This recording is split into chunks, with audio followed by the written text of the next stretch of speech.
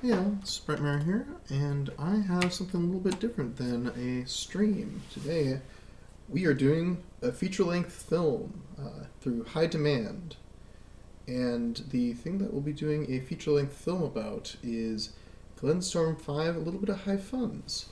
Because I think that High Funds is a little bit of the red-headed stepchild of the Advance Wars game modes. You've got a lot of standard players. I mean, that's standard, so it's going to be the most played mode. Then you've got a lot of fog, and I'm a big fan of fog as well. And I think, you know, I advocate for both of those modes quite heavily, but I think High Funds a lot of the times gets left out of the conversation. It's got a lot of pretty interesting stuff to offer, really. Um, so the game that we'll be looking at is Glenstorm Cup 5, Round 5 in Division 1, and it was played on the map that is being shown here. It's Gaea's Forgiveness. Um, and it's kind of an interesting little map that we've got. We've got 40k equal income, everything together. But it's high funds, so each city is 2,000. Normally, this would be, say, a 20k map.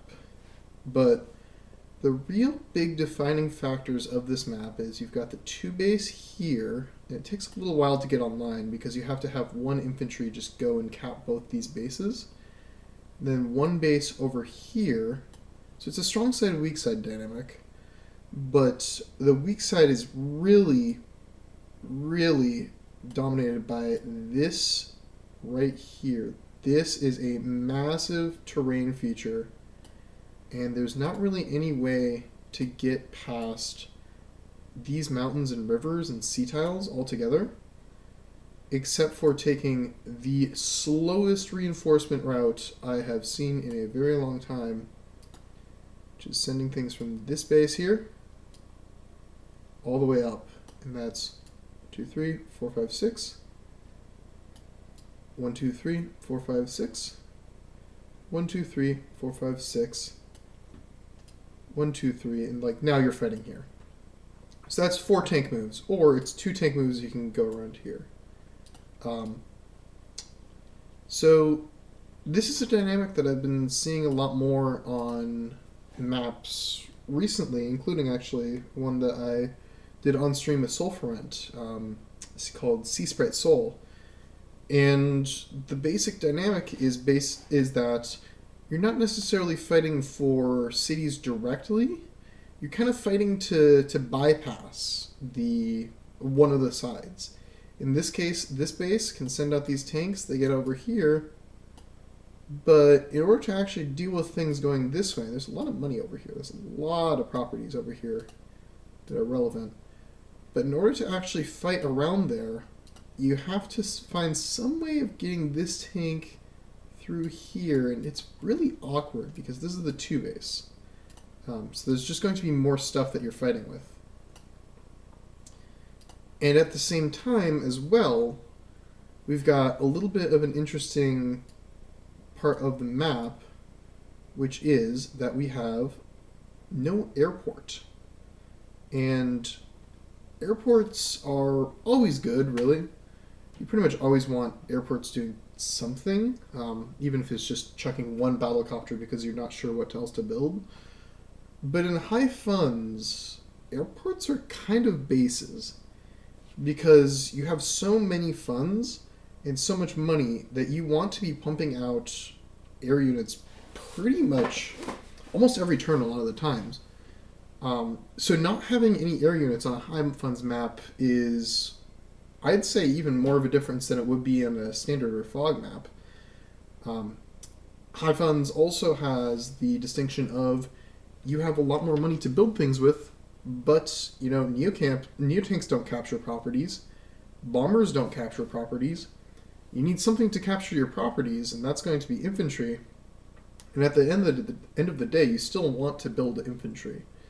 So that's also another factor why airports are just so good in high funds. Like, that's a great way to just boost your infantry count.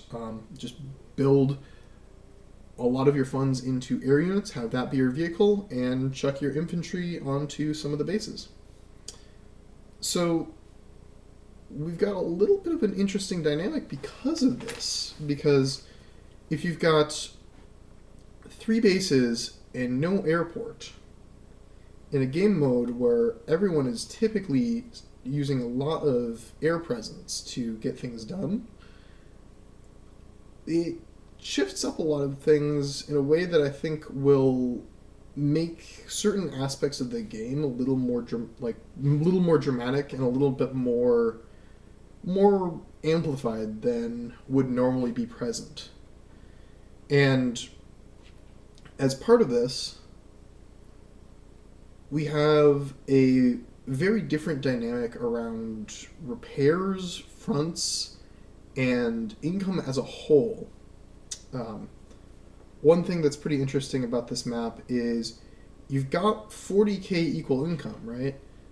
But it's not that easy to actually use the income because you've got this base here, you got this base here, you got this base here. Anything you're building out of this base is a half a turn behind this base, right? So it'll take a while for that to get online. This base here is a little bit closer to the front, along with this base here. But the income advantages that you're going to be working with in this game, or in this map, are much more in favor of just having like one tech unit and maybe like an extra tank. It's 40k, so it's like low medium income for high funds. So it's a little bit hard to leverage an income advantage, especially because a lot of the time what you do with an income advantage is you tech up or you build a lot more air. And the way that this map works ends up being kind of a tech brawl. And one of the funny things is you can't really tech beyond a megatank. So if megatanks are on the field, then what's your additional tech? It's very difficult. Furthermore, there's kind of 2 objectives, I'd say, on this map. Objective 1 is HQ rush. This right here, there's 1 lab on the map, right here and right here. It's right next to the weak side base. The weak side base is under a lot of pressure because it's responsible for these properties kind of back here. Like this base doesn't really want to be sending things down there. It's much happier sending stuff this way where it's not running 4 tank moves or tank reinforcement moves. But the weak base is also responsible for having to not lose the HQ.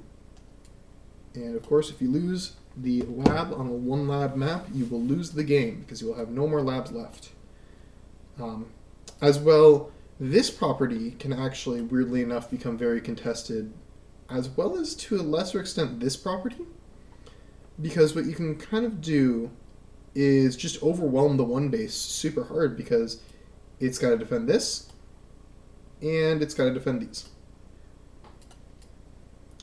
So, in my thinking on this map, there's kind of 2 main objectives, which are HQ rush, then the other one is rush these properties here. And I think that the objectives synergize pretty well, actually, for gameplay purposes. Which is that you can go up here, kind of take this pivot point, and threaten here, and threaten the base here. If your opponent starts building units out of this base and sending them down too quickly, they can kind of get in trouble if you just send this stuff back here and loop around to the base, especially because the weak base can actually get there. It doesn't take too long for the weak base to actually reinforce if it's not being pressured. Especially if you're willing to go all in and just completely abandon your weak side income generating properties. So a lot of the game kind of comes down to a game of chicken over how much stuff can you amass here and fake out your opponent to overprotect one of this or this and see what you have as an opportunity to swing. Um, so, with a map like this, everything is on the ground. There's a lot of plains. I think it's very notable that there's some relevant zero defense tile here, like tiles here that you're going to be fighting over. But realistically speaking, you're basically going to be fighting over like this spot here and like this spot here. And that's basically where the majority of the relevant brawling is going to happen. Like right around like this kind of area and that up there. Anything beyond that is kind of momentum based, where it doesn't matter if you're playing, say, Javier into Adder. If Adder has 2 tanks and Javier has 1, well, Adder's probably going to win that, even with Javier's better stats. So when you're choosing a CO, you really want to figure out who can really fight on this spot and this spot effectively. And this kind of segues into the choosing a CO section here, because this is tier 3 for high funds. And tier 3 for high funds, for anyone who's coming at this from standard or from fog, looks a little bit different, actually, than you would normally see. And that is because tier 3 in high funds is primarily the Javier, Kindle, and Rachel show. Now, Sasha is also in tier 3 high funds. I think she is a fraudulent pick. I think that Sasha is not good in high funds because COs will just gain charge too fast.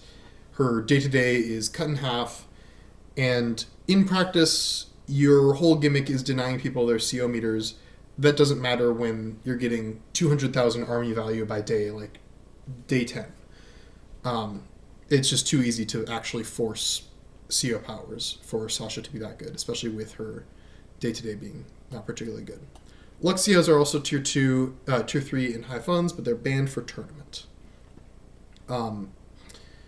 So it's basically down to Javier, Kindle, and Rachel. And originally when I was looking at this map, I see this map, and I'm like, okay, we've got a map with all the choke points. These defined by this central feature here, just snaking over here, cutting things off. I'm like, this is the Javier. Like, this is... I literally the phrasing that I used in my own mind when I looked at this map, when I was starting to like be confident that I would win my round 4, was this is the most Javier map of all time. And at the time as well, Von Bolt was actually not banned. It was tier 3 plus Von Bolt, and I was pretty confident that Javier was actually a slightly better pick than Von Bolt on this map. The reasons being, I will slander Javier to the high heavens. I think he is normally a fraudulent CO. I think he is almost never the best pick in tier 1 whenever he's available in high funds or standard, and in fog or standard. And there's some pretty simple reasons to that. One, his powers really aren't all that. I mean, it's nice to have better stats for brawling, but for 3 stars as a tier 1 CO, it's just, you want a little more oomph than that. Plus, he's a very day-to-day focused CO, and his day-to-day isn't really all that. Plus 10% defense is pretty nice, but well, everyone knows that offense is better than defense mathematically in Advance Wars. If you're competing with the likes of Hawk, Hawk has the worst day-to-day in the standard tier 1.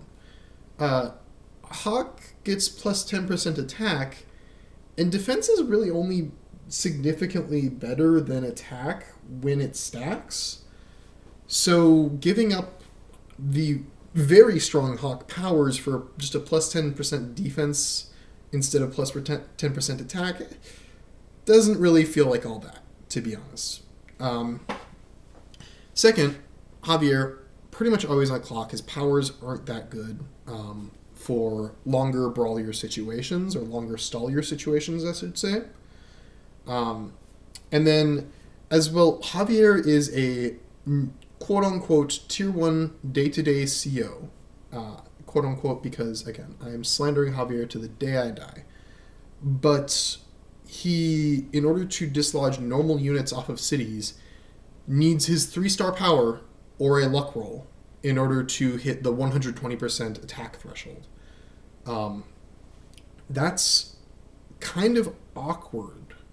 So what Javier typically wants to end up doing is he wants to be using his better artillery, his indirect units, to exert pressure and basically flex that advantage he has with the indirects, but also needs to rush down his opponent. And that's kind of where things get very awkward, because indirect units are slow. You're trying to rush down your opponent with kind of a mid day-to-day. I mean, it's nice. It's a good day-to-day. I don't think anyone's going to say it's a bad day-to-day. But you're on a clock, you're rushing your opponent down, and you're rushing your opponent down without a firepower increase that's particularly notable. You just get it during powers, and with an army comp that's typically a little bit slower. But in high funds, I think Javier becomes a lot more fun, and a lot more viable, because Javier is, again, Tier 3 in high funds, and normally in Tier 3 high funds, I think it's the Kindle show. I think that Kindle is very strong in Tier 3 high funds. I think you need a good reason not to pick her. But I think that good reason, this isn't an Andy Tier 3 standard situation. Good reasons to pick other COs are quite common in high funds. And honestly, I think that high funds has some of the most balanced tiers, with the very notable exception of, I think that Tier 1 high funds is a little bit sussy. But I think that high funds has some really interesting and nuanced tiers where a lot of the time there isn't a clear best CO. Now, in this case, I ended up thinking that this was a Javier map, but I see there being a lot of value to other COs. And that's largely down to the properties of the map. So for Tier 3, we've got the other notable picks are Kindle, the reigning queen of Tier 3 high funds, and Rachel. And Rachel is basically the missiles button. Like, to high funds, she's the missiles button. You press the missiles button, and you keep pressing the missiles button. But she's a little bit better than normal here, actually, because where you normally see Rachel in like a base light situation as the best pick there, 3 bases, no airports, that's not too far off from base light, especially in high funds. You're going to be infantry starved. That's just how it is. You're going to need a lot of infantry on deck in order to do anything that you want to do. It's just a little bit awkward to work around that. And also, the way that the fighting ends up working is if you're putting pressure on this base here and threatening to take the HQ, it clumps up a lot of units in like these squares. And that is pure missile heaven, especially when you're getting it as frequently as you do in high funds. So I think Rachel actually has some play here. Particularly if you're willing to go a little bit more defensive, let that army build up, and not get rushed down by Javier or Kindle. I think Kindle also has some play here, because if you look at the places that I was saying has the most fighting, or will have the most fighting, it's like double city zone here, these cities here, and one thing about this map is that because you've got 3 bases, you're going to be doing a lot of repairing. Because you've got 3 bases, you can't really pump your unit count. So you don't get to pump your unit count with airports. And 40k is a little bit of an awkward number for, like, that's not any very clear, like, oh, like, It's not a 21k, I build 3 tanks. It's not a, 18k, I build tank, copter, infantry, or something like that. Like, it's a lot more ambiguous what you should be building every turn. But what that also does is it gives a lot of room for you to just kind of sneak repairs into your build order. And repairs are really good because that's just shuffling money straight out of your coffers into the front lines, which is very strong. It's almost like you have like a little mini base that's on the front lines, which, we like building with bases. That is good stuff in Advance Wars. And Kindle fundamentally kind of breaks repairs where you just don't really get to repair units against Kindle, specifically in high funds, where 3-star power, even on a like lower mid-income map like this, is going to be firing off maybe every other turn. It's going to be very relevant for just not allowing repairs, especially infantry. Infantry are normally the best thing to repair because you just take the 1 HP infantry and you just heal them on up and they're good as new, and it costs you, pennies on the dime. Pennies on the dollar, rather. And Kindle messes with that quite a bit. You will not have that many healthy infantry versus Kindle. So all that is to say, I think that there is actually a decent case for all of the COs in the tier to have something to shine on this map. I've kind of gone back and forth on whether or not I like this map. I think I've kind of landed on, I think I kind of like it, but I don't know, it's weird. It's unusual to see a map like this where it's so dominated by like features like this, where you have such a notable choke point and such major like changes in not having an airport for high funds. But I don't know, I think that the play patterns that it produces aren't half bad at all. I kind of like them, actually.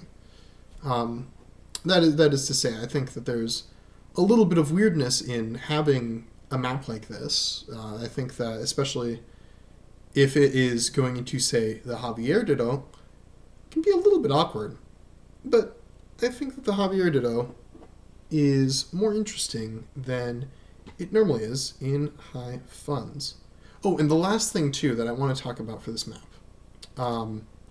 Megatanks are really good because if you've got 40,000 funds, you got to spend them on something, right? And there's never going to be a bomber that shows up to ruin your day if you're building megatanks on this map because there's no airport. Megatanks are a really interesting unit because they were designed very clearly as this is the best thing you can build on land, but we're giving it a lot of weaknesses unit. We'll go a little bit more in depth onto megatanks, how to fight them, and their weaknesses and strengths in the actual replay. But at a baseline, they move 4, they have 3 shots, and they're probably one-shotting whatever they shoot at if it's a vehicle, which is very strong. This map not having an airport and having very clear, you want to have control of this pivot point, and this base is like a point of aggression. Those two, plus the price point, plus the no airport, Megatank's pretty good. Pretty good. So, with all that said, we can kind of hop on into the game proper. And for this game, I am fighting against Kilmefirst, who I hardly think needs introduction. All you need to know is that he was in Grands of the last Glenstorm Cup, so very strong player. You cannot take Kilmefirst lightly, or anyone else of this caliber. And we both ended up settling on Javier. And another thing as well. A lot of the time, Javier, he's a tier 4 CO until he gets his tower.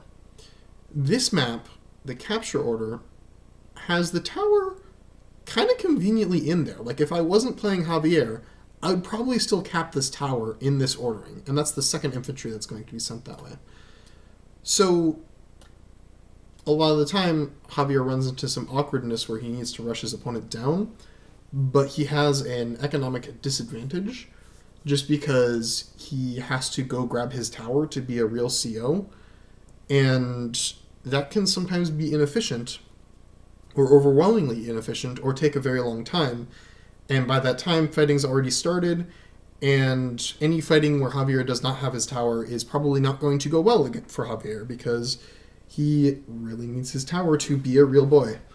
The tower on this map is both fairly safe. It's right there. I mean, fairly safe. It's way back in this like backwoods area. And it's also the second infantry that's going to be built from this base is probably going right here. And then it's going to go capture the tower and then capture this.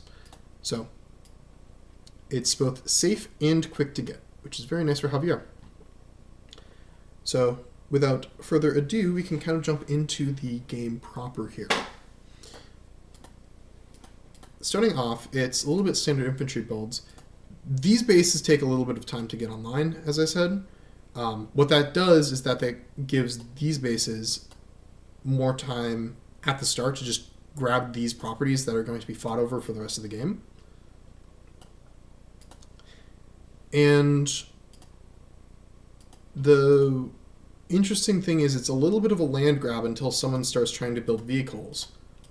But also, it's high funds, so the classic anything that's not an infantry will actually be more punishing economically.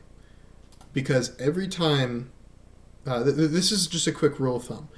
If you are building something that is not an infantry, or you are base skipping from a base that would still like to produce capturing infantry, imagine that you just lose 1,000 for every capturing infantry that base would like to build. And in high funds, that's 2,000 for every capturing base for every capturing infantry the base would still like to build. So the kind of push-pull is you want to capture these, then rush this and put some pressure. Rush this, put some pressure.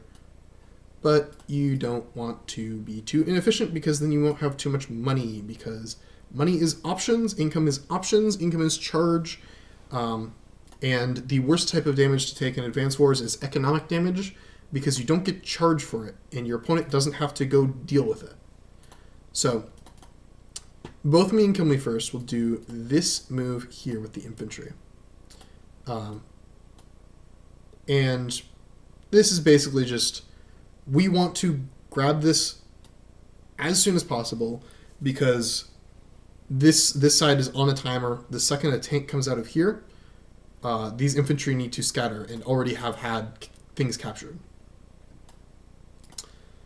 So it's just better to go, even though we're delaying the towers Javier by a turn, it's just better to go for that. Capture phase is going to be pretty similar here.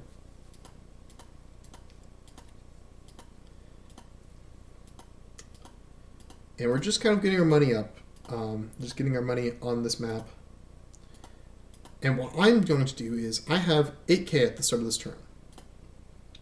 I have just finished this cap, and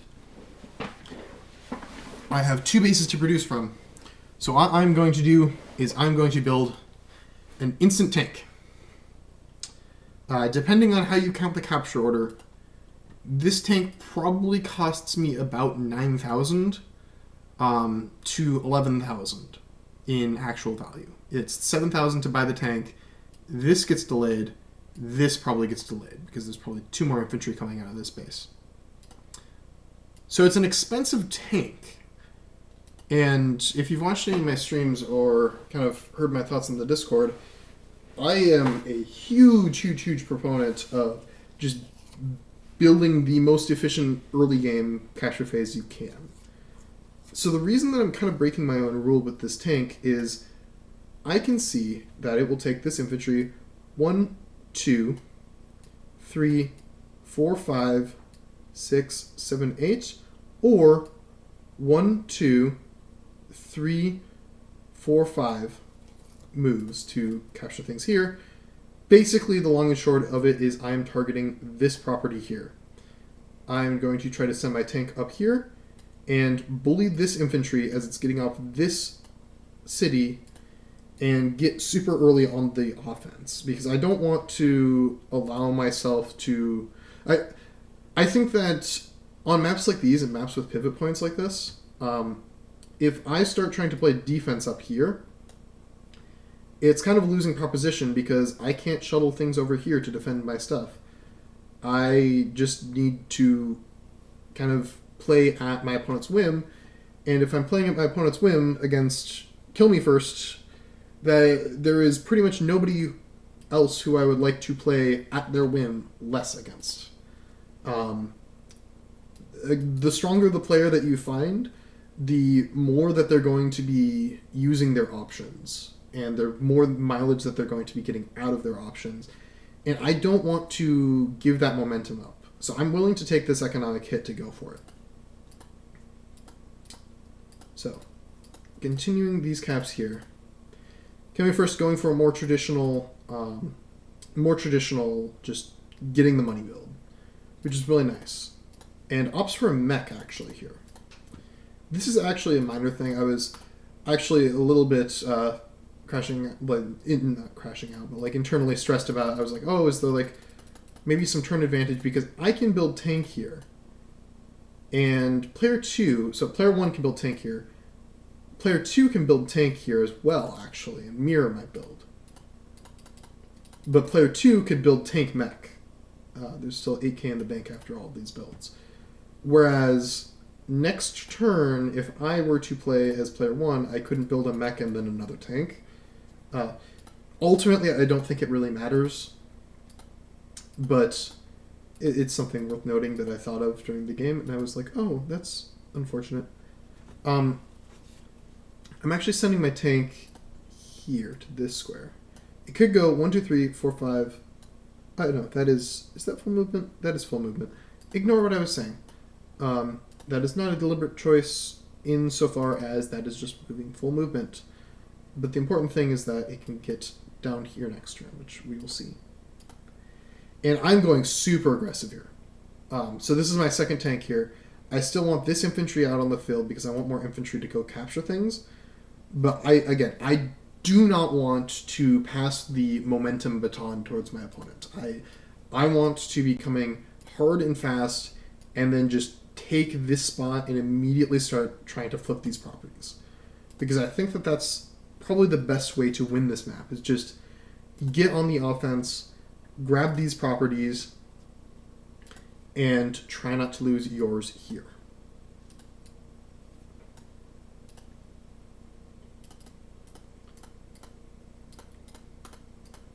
So my opponent does something I haven't mentioned yet, which is an APC build.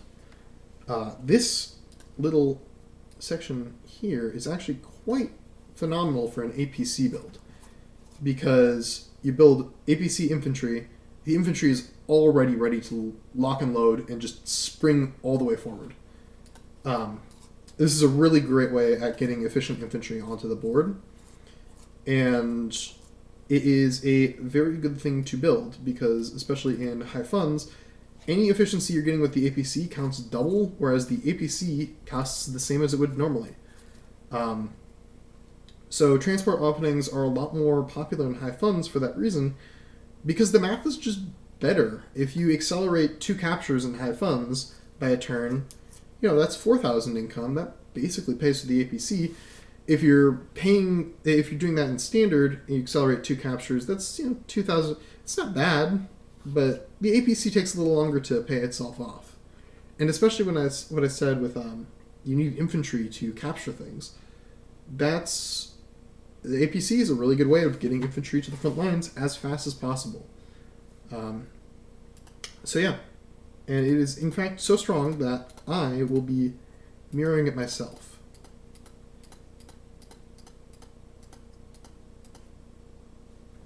I put my tank on this square. So the particular of this square here is that this infantry, having captured this, doesn't actually have anywhere to go where this tank can't just like YOLO into it. And I am also known for my YOLO into things tanks moves, but in this case it's even better because it's high funds, and also because it's kind of awkward to capture these properties after fighting starts, because I'm going to have vehicles, and you really don't want to send vehicles all the way down here for like 4 tank move reinforcements. That's going to take forever. That's going to really suck. And it's very difficult to loop things around here because you need to have control of this little joke. And that's on your opponent's strong side. So it's not a good idea. Like, that's as difficult an idea to pull off. So this infantry cannot go anywhere that can try to capture these properties, or anywhere in general, without getting smacked by this tank, which is why I built it so early. So 11,000 tank, and it's actually only now a 9,000 tank because this mech is not an infantry that would go up and capture this, which this infantry could go to that, but it's slower. So it's a little bit less costly actually now. And with the second mech from the mech chain, it's almost paid itself off on the spot actually, which is really nice.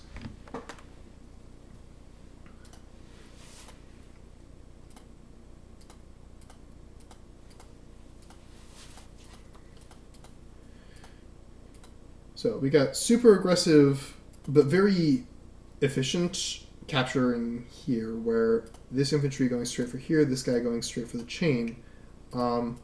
This is just maximum money. This is classic play. Very good stuff. Gives the most options. Gives a lot of cash. And builds Neo here. Next turn, one thing that I should note. Next turn, I will have 24k. That's Neo double infantry. Right now, Kilmefirst has just enough for Neo infantry. So we will both have the option to build a Neo. Neo's probably the bread and butter of your forces in high funds, to be honest. They are fast, they one-shot tanks, and they are just good at what they do. Neo tanks are very good units, and I think largely outclass other tech options in most situations because they are durable, they're fast, and they hit like a truck and a half. So, yeah. The one thing they don't do as well as other things is shoot at infantry relative to their cost, though. And in saving up for a Neo like this Neo is on the base, whereas my tank, my cheap little, crappy little tank that can get shot at by mechs and whatnot, is almost to the front lines. Or it is at the front lines, really. One thing that's worth noting, so Kilmefirst opts for this infantry position. And it makes sense because my opponent knows that you cannot get a tank over mountains. So if this infantry is going to get hit, it might as well go get hit and then capture. Which is good thinking, I think. Just a good principle to use. So, I smacked this infantry. We both got our comm towers online. This is a 50-50 on whether it rolls to 4 or 5. 4 is really nice because I have gotten lucky and now the property is going to take an extra turn to capture. And that's 2,000 extra funds. So, very particular bit of math there, but very fortunate for me, and it is nice to see. So you got that there. And I'm actually going for an even more aggressive capturing setup where I'm using this APC to boost the infantry here towards this capture chain. And I'm just sending this guy straight up. And what I'm going to do is now APC setup here, Neo here. Because I think that it is a losing proposition for me to try to defend against a Neo tank with the initiative. I just want to go full steam ahead, and I want my opponent to have to deal with my threats. And I'm just going to try to not lose these properties fast, basically.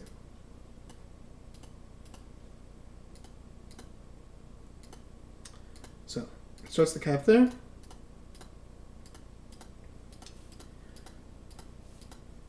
starts all these caps here. The Neo is moving up, and this is a little bit of a timing thing.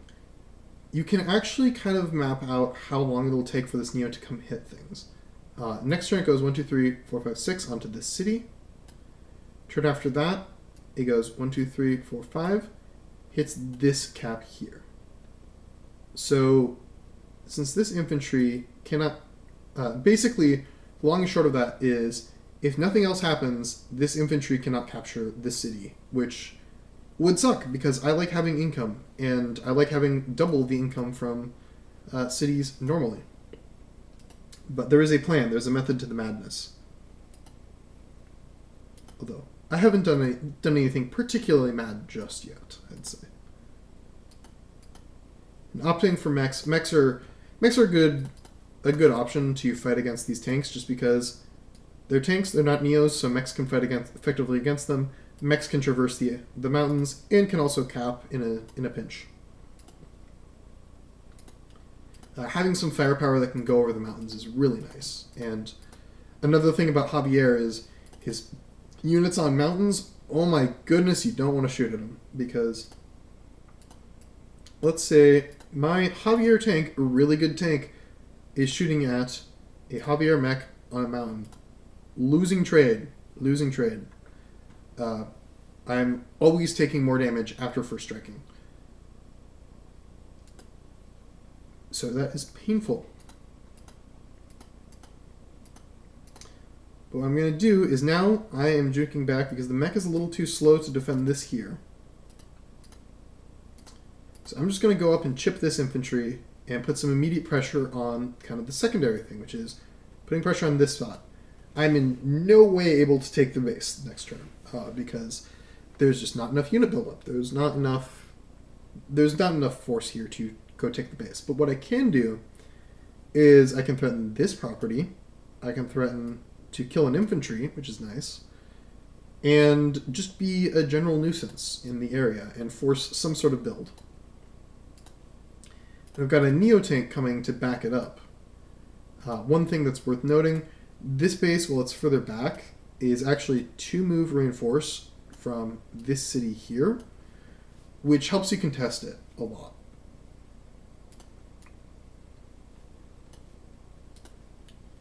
So that's kind of what I got my eyes on. I'm like, I've done my damage over here, so time to shift back and put a little pressure on like these properties, maybe the base area. See what happens, and then always can pivot back and re-threaten these properties once something gets built. And here, actually, this infantry right here is kind of doing a sacrifice play to stop this Neo-tank from being able to intercept. It's this city, actually, is what I was looking at. This infantry here prevents the Neo from being able to go into this city and messing with the infantry trying to go for this city. Because it just kind of slows it down, and it helps ensure my caps. And I build medium here. Medium's a price point buy. I don't typically love buying medium tanks, but I need something to dissuade the Neo. Mediums aren't the best at shooting at Neos, but I mean, they do the job in a pinch. And the thing I don't really want is I don't really want the Neo to come over here and like a bunch of pressure to be put up here, because I basically guaranteed this side from you right now, and I've got a plan for next turn of what I'm going to do to hold down these cities. So I just want to make sure that I am putting some sort of like nominal pressure over like this pivot point, maybe have some ideas of flexing there. Mediums are slow, they don't really one-shot stuff, but Javier doesn't one-shot stuff in general anyways, especially when fighting Javier, so it's not as big of a deal. This is going to be a more positional game because of that. Like, look at that. Neo shooting infantry on the city, brings it down to 2, does not kill. Which is very nice.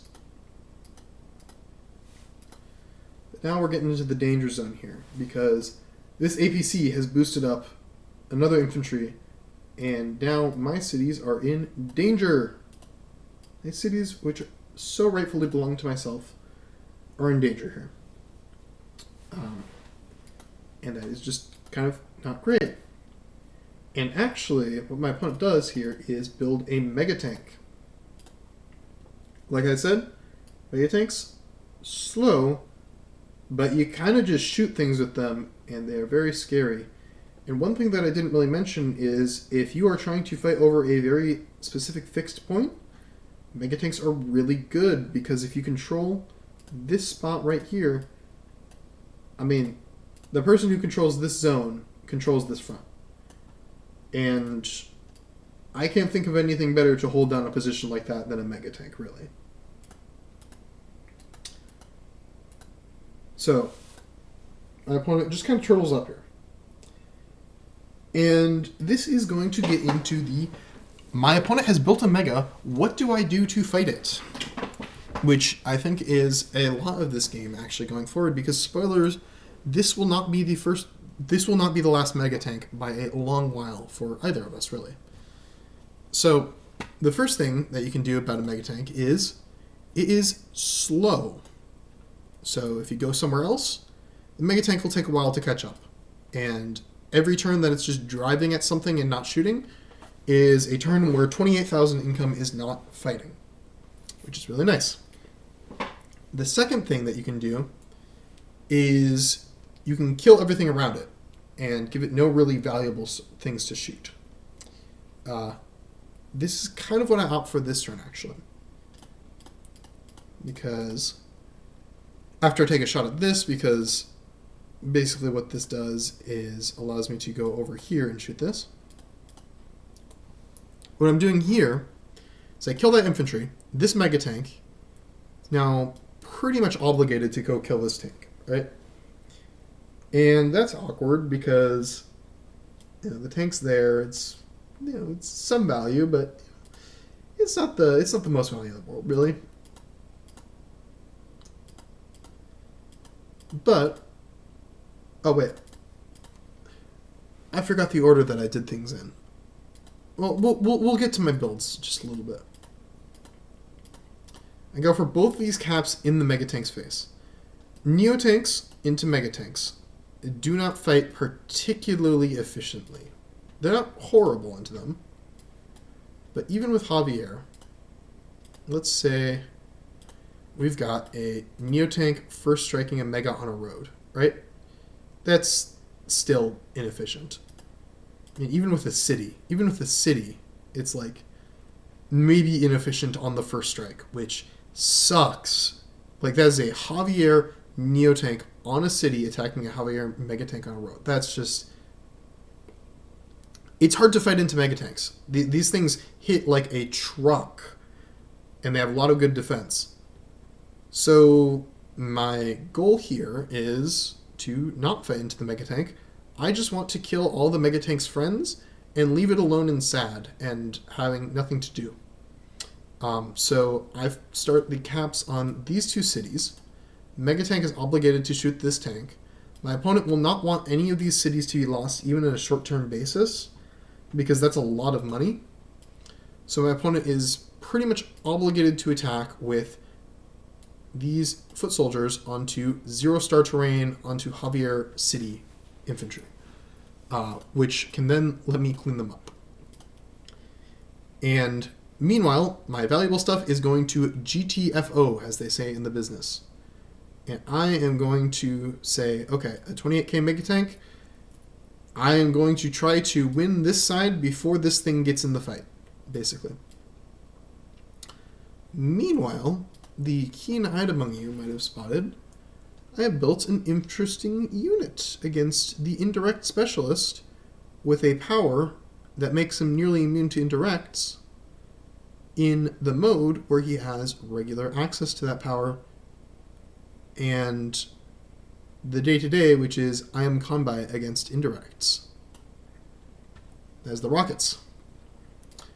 The Rockets has one very simple job, and it is to shoot at infantry. I do not want these infantry getting to full health on my cities. I want my Rockets to just shell these infantry on cities. And if I can just damage them a little bit, just chip them down just a little bit, that will help a lot in having the rockets, or in not losing my cities, because 9 HP infantry take 50% longer to capture than 10 HP infantry and are a lot more vulnerable. Furthermore, this is kind of an investment buy. This is not something that you see a lot of the times in Advance Wars, because a lot of the times people will do just maximizing power that they have on the board. It's you want the tanks, you want the copters, you want to get your, like, just maximize the amount of power you can exert right now on the board and try to punch through and hope that, or not necessarily hope, but rather trust that if you're maximizing power on the board, you will have the opportunity to do something very strong to your opponent. The rockets will take a little while to really show its muster, but I think has a lot of valuable utility in high funds, and especially against Javier. But I think rockets are also kind of a little bit of an underrated unit. And there is a very simple reason for this, and it is they are really freaking hard to use. Like, rockets are ridiculously difficult to use. And there's a very simple reason for that. Rockets shoot 5 out. Tanks, and neo-tanks in high funds, but tanks, which are the backbone of everybody's army because everyone loves building tanks because they're a very good unit, tanks basically will one-shot rockets. So if we bring up this, you have the defender be a Javier Rockets. This is a Javier Rockets on a city. But, like, look at this damage. Look at this freaking damage. This tank gets a shot on the rockets, it's basically paid itself off twice over. It's ridiculously easy to start one-shotting rockets, especially if they're on bad terrain. Any unit that, like, runs in and YOLOs are rockets is basically getting twice its value on the spot. It's really good. It's really easy to hit rockets in a lot of cases, and you will get your value back. And what you're getting for it is a big artillery that is slow, doesn't hit, hits a little bit harder than artillery, has 6 shots, and is slow. That's the really big thing there. And just to emphasize, is slow. So you get a slow, squishy unit that does area control. Against Javier, it's not even area control. It's like a little spray bottle. I'm going, tss, tss, tss. Yeah, like spray bottle your units. Like what am I doing against a tank here? Like Javier rockets against a tank. That's good damage, honestly. That's good damage. But like 7 HP for a shot from a rockets. That's without power. Like, this is spray bottle damage. This is the calc that's going to be coming into effect a lot of the time. This is spray bottle damage. But a little spray bottle can kind of add up over time. And if you can protect rockets, and they're able to help you control areas of the board that are really important, they can really, really do some pretty nice things that not really any other unit can do. Kind of including an artillery in this as well, because of how they end up working in a lot of engagements. We'll get into this a little bit more in depth later, but the fact that rockets can just do a little bit of spray bottle damage from, super far away is a niche that not really anything else kind of has in a lot of ways. And it fills a similar niche to kind of like an on-demand injured unit coming in for a wall break to clear up a square. So rockets are situationally quite good, but very difficult to use. And they're especially difficult to use when your opponent is Javier, the guy who hates indirects and is particularly nearly immune to them. But we'll kind of go through this. And just to make it a little crazier too, I'm building an artillery as well against Javier. I had the money. I could have built a tank. But I am building an artillery. And this is a double investment, because this artillery has the job of getting into position over here and just helping me shell this spot here and being annoying. This is part of the reason why I do think Javier is ultimately probably the best choice on this map, If the map is so friendly to indirects that you are building them in the Javier mirror, Javier is probably a very good choice, because imagine these indirects versus anyone else. If it was against Rachel, you would say, oh yeah, that makes sense. Yes, build that rockets. That's a great unit. That's a good point on Javier's side. So, when it completes their caps, has hit my tank over here, but I hit the tank over there. I don't care too much here because this is actually a pretty good engagement for me. Because I've got no intention of throwing my lone Neo into this mega tank. I do not want to do that. Anything that gets built as well is just gonna. This Neo does not fight into the mega tank. You need friends to fight into a mega tank, and I will show you that later. But this Neo tank's going down here. So I see these mechs like YOLOing into my tank. I'm pretty happy. I can just go heal up that tank. And one thing that you may have noticed at this point as well, so that infantry gets cleared. But one thing that is worth noting is that unit count is particularly important. We got that tank dying. We got that mega tank getting built. No, I'm definitely not going in there. No way, Jose.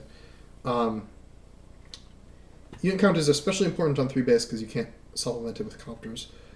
But I see second mega tank here, and I am like, oh, okay, so my opponent just wants to kill me. Like,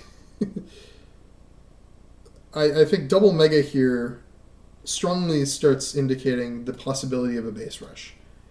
Because if you're not rushing the base, you're probably building another infantry to replenish your infantry reserves. Because these two guys are not going to be doing too much themselves. And I mean, it makes sense to a large extent. I've built double investment. So it is a very normal idea to just go, I'm going to try to go kill my opponent. Because if your opponent is doing something weird, it's probably best to just go kill them. Because weird in this game is something that does not maximize immediate power on the board more times than not. And the remedy for that is going to kill them. So, double mega here. And one thing as well, I end up sacrificing, I just set this infantry on this city here just to delay it for a turn. If this infantry isn't here, then this infantry gets to waltz onto this city cap, and I like my rockets, but they're not going to dislodge a... Well, I guess they could, but it's going to be awkward. It's going to be awkward to dislodge a lot of Javier City infantry. Especially so if I need to base lock myself, which is the prime consideration. So, anyways. Eat this mech. Arm my stuff up here. There is no way in hell I'm fighting vehicles into these mega tanks. So, we're just going to kill the foot soldiers and run away. Because megas alone can't really do anything because they don't capture cities. If they don't have anything to shoot at, who cares? Because if they don't have infantry backing them up, there's never going to be put on this. Like, they don't put threats on. They don't put threats on. The best the one base can really do on this game, in this map, is defend these cities. It can't really push out further. But it especially can't push out further if there are no infantry. And there's going to be more infantry on the strong side, just naturally because there's 2 bases. So, not too stressed about that.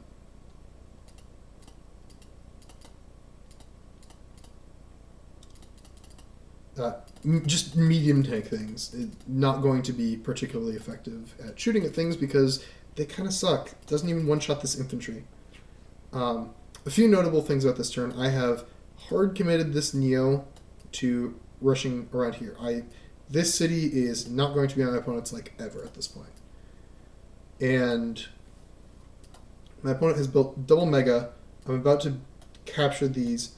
So at this point there are kind of 2 primary strategies, which is try to rush my cities here into my rocket and my mech and let this medium tank kind of cause problems for a while if you want to use this Neotank for anything except for shooting at infantry. And if you don't use the Neotank to go deal with the medium tank, then my infantry just trade into opponent infantry and I have artillery support and I'm closer to my base. So it's probably going to, at least, if I'm going to lose that front, it's going to be lost very slowly. Meanwhile, because of my early hyper-aggression, I'm in much better position to capture these cities now. So I am happy on that. So there's basically one major strategy that's available to my opponent, and that is rush my base and win on HQ cap. Because the long-term strategies, I built this investment, I built this investment to try to slowly win over time. And that's just going to be very long-term. My advantages are largely long-term right now because I'm going to get the extra income and I'm going to have this set up and trying to pay itself off slowly, and this set up and trying to pay itself off slowly. Additionally, I have built a megatank of my own because the thing I really don't want is I don't want my opponent controlling this pivot point, and I want to have some aggression towards the base, and I want to be able to mech from this map, from this base, and at this point, I am going to be having the funds, and both of us will have the funds to build a megatank every single turn. So a mech is pretty nice, almost best in a slot for this spot because it can just go straight over the mountain and shoot at infantry. Normally I don't like mechs shooting at infantry. Here it's a little bit of a special case because it's just slightly stronger than normal infantry in terms of shooting at infantry. So, we take those. We'll just have the mech as our slight upgrade for 2,000 extra buckaroos. It's not as big of a deal because we will be spamming out megatanks every turn for the rest of the game, basically.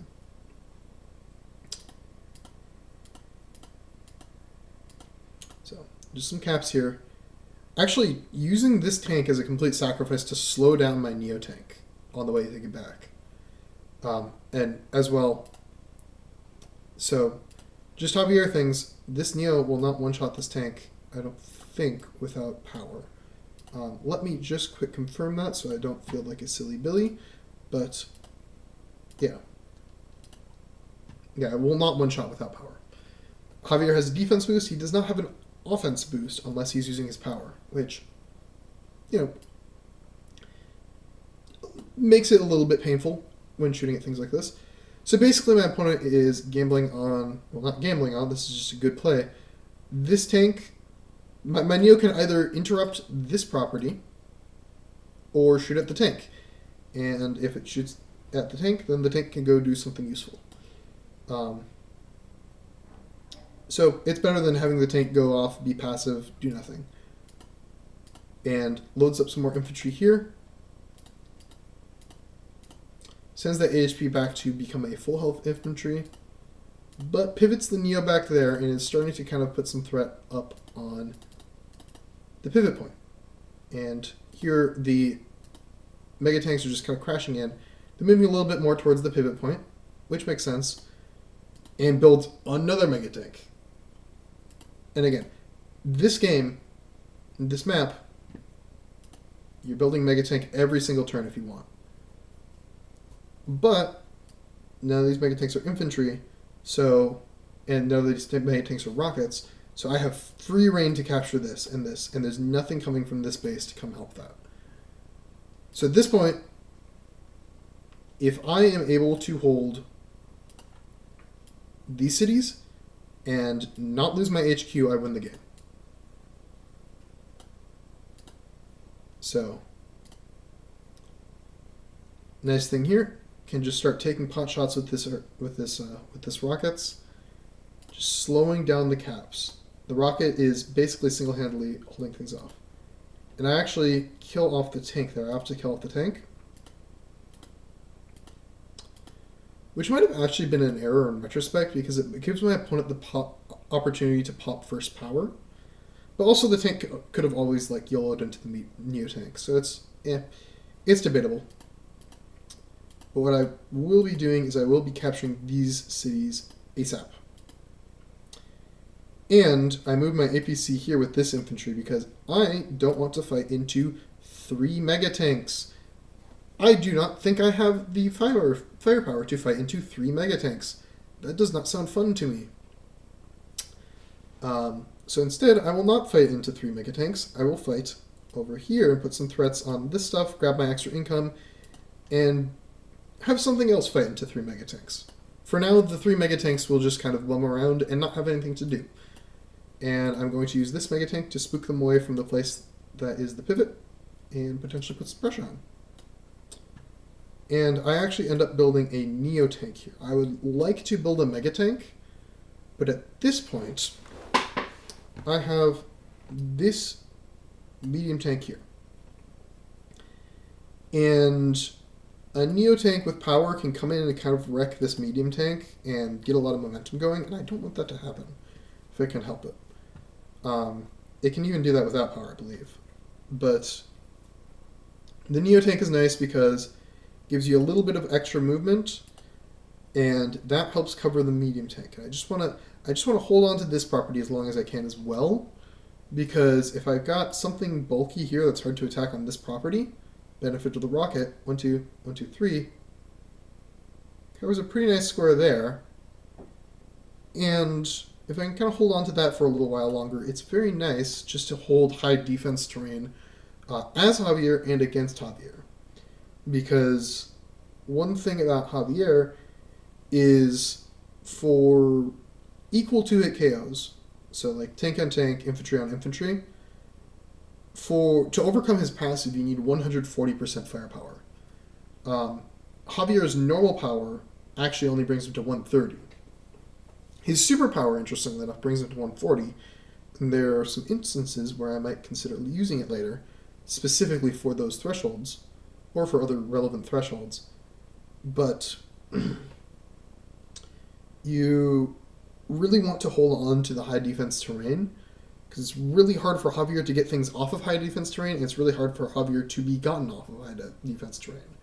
So if you multiply those two things together, you get hard to kill. And just getting out of here. There's no reason to fight into 4 megatanks. I can just check this infantry over here, because it's a megatank. This thing costs 28,000. I can just kind of send my infantry on its merry way. There's no way this megatank wants to cripple its reinforcement by moving 2 when time is very much of the essence, because I'm going to be up a lot of money once these goes through. The megatank does not want to move 2 to shoot at a 9 HP infantry, because that's kind of a waste of the megatank's time. This is another big weakness of the megatank. If they are going off to shoot at 9 HP infantry, they're not getting value, and that's 28,000 that's been stuck for a turn. Doing nothing, basically. Think of it this way. You've got a little bit of a hierarchy, right? You've got the very bottom, infantry.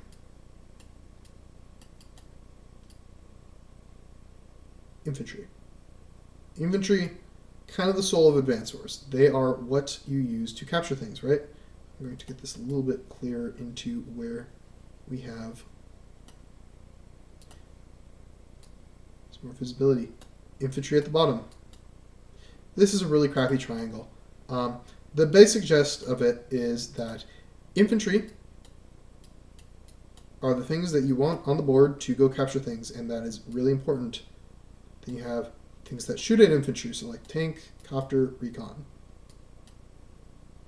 Then you have the things that shoot at those. Your anti-air and tech.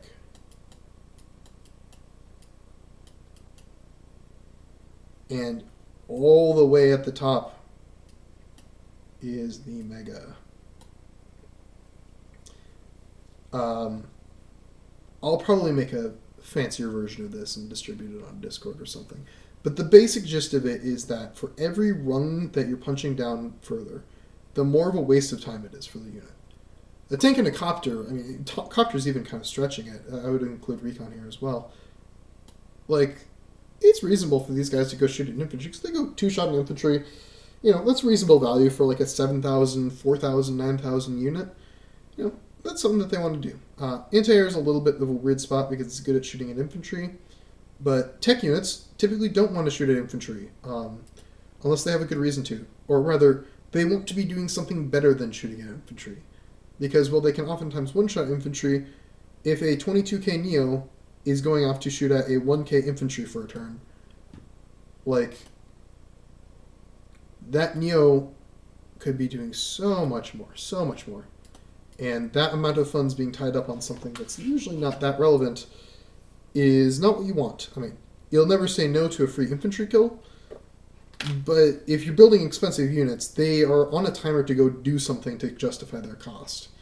And any time that they are spending their time running around and shooting at infantry, where, you know, a recon could go do that, that's kind of a waste of time. Like here, this mega tank could go kill this infantry, but like a 4K recon could also kill the infantry and then get to the front lines faster. So the mega tank is, it's like how, you know the saying, when you all you have is a hammer, everything looks like a nail. It's like you have a nail here. This infantry is a nail, right? It's an annoying nail sticking out in my opponent's position, and my opponent has a 40 kiloton bomb. And like a 40 kiloton bomb will get rid of a nail, but you'd much rather use the 40 kiloton bomb on something else. Actually, I'm realizing that there's not that many ethical ways to use a 40 kiloton bomb. We'll say it's for excavation purposes. The point is, it's overkill for the job that it wants to do. It's way overkill. So this is a key weakness of megatanks and every other tech unit, and it's one that we'll be seeing more this game. They are 40 kiloton bombs when a hammer would suffice. And every time that a 40 kiloton bomb is spending its time to go knock a nail into place is a waste of time. Especially when that 40 kiloton bomb is on a timer. I build medium tank here. In retrospect, I disagree with this build. I wanted to just have a little bit more force over this way, but the medium tank is slow. I'm building it from the back base. Realistically speaking, I think I should have just built Mega from this base this turn, because I know my opponent's plan. Because at this point, they've backed off of these properties and don't really have the chance to get it. So the plan is very clear. Send these 3 megas, this large amount of units, and just rush my HQ.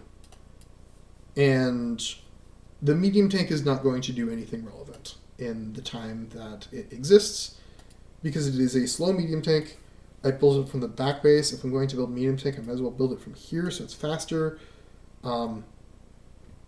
There is some utility to medium tanks against mega tanks. We'll get into that in a little while, but it's not a good build. It's not my finest build. I think I could have just taken the metaphorical L and just started building mega tanks this turn. So my opponent is rushing up and just kind of a positioning turn, right? Builds a Neo here. It's fast to get to the fight. These mega tanks are going to be going north because, I mean, that's scary. This is scary. This is really, really scary, right? Like, that's a lot of stuff. And I could have, like, I could have, instead of 38,000, I could have 380,000 funds. I can only spend 28k funds because the most expensive thing that you can build out of a single base is a mega tank.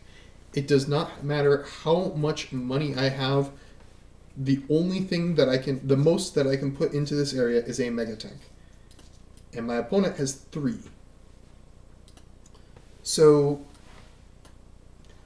at this point in the game, I'm kicking myself over this medium tank build. I should have just built Mega there. I'm a little stressed out. And I go for this roll here. A little background on this. So this is a little sussy. I am trying to two-hit kill this infantry, right? I go into Move Planner, and I see that if I do Neo-Tank and then Tank onto Infantry, it's about a 50-50 to kill, a little bit less. I'm like, oh, okay, sweet. So those are odds that I'd like to take. But also, you know, I want to see about, typically, a lot of the time, to get a better ordering to kill, what you do is you send in your weak unit first to go do some damage and just like lower the HP number, because then the defense is less dramatic, which makes it so that the bigger hit does more damage. But in this case, the thresholds actually worked out a little bit weird. So I sacrificed an HP on my tank and almost risked it getting killed, actually, from this counterattack damage.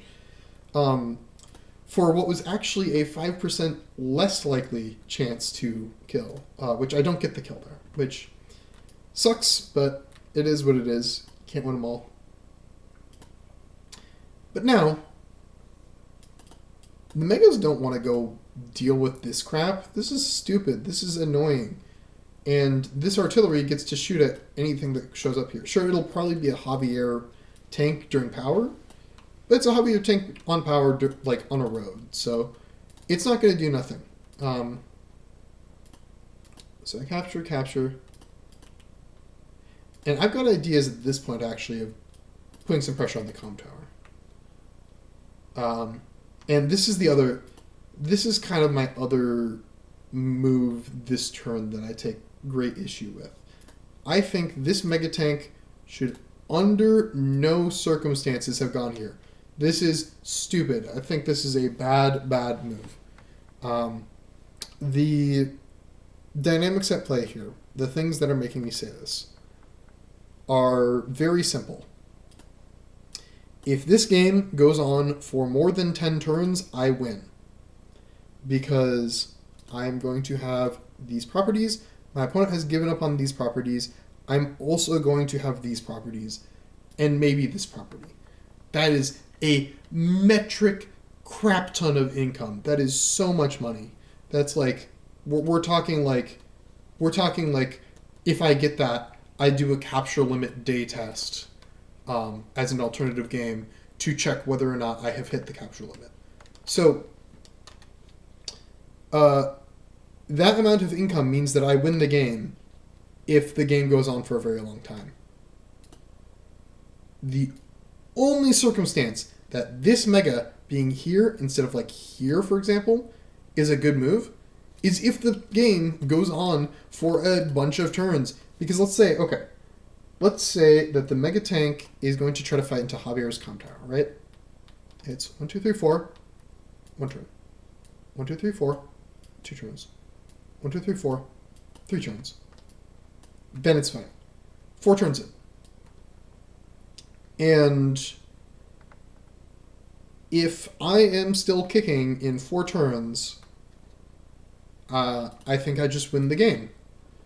Because in 4 turns, I have 4 megatanks printed out of this base, which is more megatanks than my opponent. And megatanks are slow, so there's not going to be any others showing up. So I think I just win the game anyways. I need to be sending everything towards the base. Sending the megatank here, instead of just moving this infantry here and sending it like here, slows down my response to the base. Or even just sending, heck, I could send this tank up here onto this square. Just have my megatank here. All that is to say, this megatank is very awkwardly positioned, and I am way too greedy. And I did not give this megatank the activity that it really needs. And positioning errors on megatanks hurt a lot more, because when you have 4 movement, every square counts. Because now I'm going to need to spend another move to get that way, when I could have had another move. It's like I'm giving up an adder side slip or sidewinder, just exclusively off of that. And this is like one of the units in the game that benefits the most by movement bonuses. So, taking a page out of Kessler's list, Kessler's book here. I am whipping out the blunder list for this one. Just bad move. No real excusing it. And I move my infantry here anyways, so like, this square is safe. I should just have my mega on this square, or just have the tank here and the mega here. Because if this mega tank goes backwards, the game is won. Because I'm going to have a Brazilian gajillion income more than my opponent. These cities, if they get taken, I can flip back much easier than my opponent can flip back like these cities. Once these are lost, they're never coming back. There's just not the infantry presence. It's just like impossible. So I do not need to fear the mega tank doubling back at this point because it's an all-in on my base, all-in on my HQ. Look at this. Look at this slow freaking dude. Slow dude. I'm just being annoying with these guys, honestly. Like, it's not much better for them to do than just be annoying. And I slightly positioned my rockets up. It was actually positioned here because I didn't want threats of an infantry getting onto this mountain for a little while. But now that is no longer a threat, I can have my rockets here. What the rockets there does is it gives me the option to do a little bit of tickle damage to every square in this area. One thing that is relevant: if a rocket does tickle damage to a Javier megatank on a city, it does a damage. That's good. It is good to do damage to things. It is especially good to do damage to Javier megatanks in anticipation of a Javier megatank brawl, because that lets you two-hit kill them. Whereas normally, you cannot two-hit kill Javier megatanks with Javier. Basically, so it would go to 6. At 6, it's not kill. Or at least it's a roll. So it's a very outward roll. I believe it's a very, because 48 is the maximum. Okay, it's a roll. It's like a 50-50. I forget the exact odds. I knew this during the actual time I was playing this. But the important part is if they're at 9, it's guaranteed. Which is really nice. And because megatanks do such massive damage, lopping off 10% of that attack and defense really starts to make things happen. And this is a little bit of foreshadowing, actually. If you remember that calculation that we had earlier, a Javier Neotank on a city fighting into a megatank, 10%, 10 health. You know, this is a situational, like a conditional fight that you would take. But at 9% or 9 health, all of a sudden you're trading cost effectively. And this is a big weakness of megatanks, is that they erode. A megatank that's fighting and taking damage loses its effectiveness really freaking fast. Because megatanks love to one-shot things. And they love to be just big old bullies on the playground and not let your opponent have the chance to really hold on to things. They love to go up, bully, throw their weight around, one-shot things, and just be annoying and be powerful and just flex on your opponent's stuff. If they start taking a little bit of damage, a little bit of chip damage, all of a sudden the stuff can fight back. And that causes some issues for the megas, as we will see. So, I'm consolidating. I no longer have any illusions of holding this property. The rockets is here to force, if my opponent wants to move up, it has to be with power. And at this point, I am extremely aware of the timer dynamics. If I wasn't already, I'm definitely now aware of the timer dynamics. Because this, mine, maybe mine. Just no question about it. This, maybe mine, probably mine. This stuff just needs to go kill my base. It just needs to kill my HQ. And if it does not, then the game is probably over in my favor. So, with that in mind, this property, be nice to have, but I'm not going to lose my very few precious units here in order to hold this property. That would be a bad idea. If I hold this property and I lose my lab, then I don't think I'd be enjoying that income. Especially because the dynamics of the map are such that I can only pump 28k into this base per turn. And that is scary because I don't think that this survives with... If you just cut the map in half here, I don't think that this survives. I don't think that this side of the map, my north side of the map, I don't think it survives against all this crap. That's just too much stuff. So I need to find some ways to not die for the next, few turns and just equalize the megatank count. And my advantage is income, and my opponent has to come to me. And there's another advantage, too, that we'll get into. But I build ABC here. This is just getting a little bit more infantry to the front.